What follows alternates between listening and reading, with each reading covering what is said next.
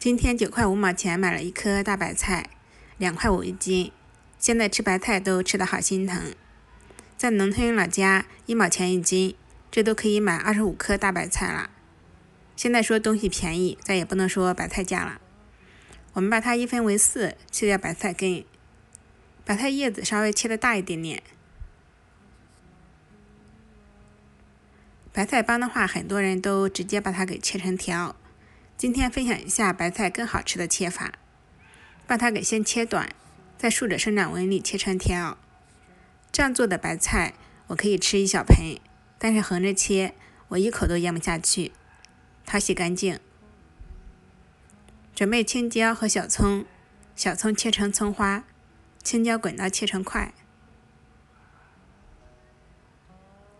准备一把细粉，用开水给它烫软。五花肉切成片，瘦肉跟肥肉可以分开。全部准备好之后，直接把五花肉放入锅中进行干煸，这样做出来更香，而且不油腻。出油之后，我们放入花椒、八角，再放一些盐和瘦肉，炒至肉变色。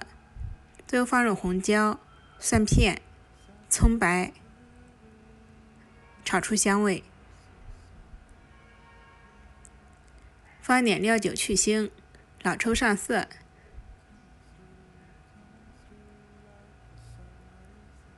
加适量清水，大火煮开。再放入白菜，泡好的粉丝，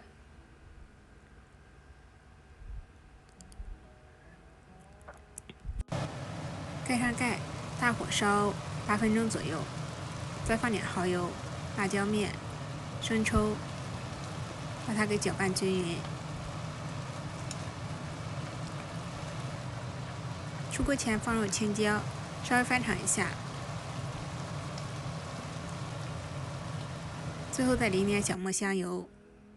超级好吃的白菜猪肉炖粉条就做好了，配上手工的大馒头，吃的真是超级的过瘾。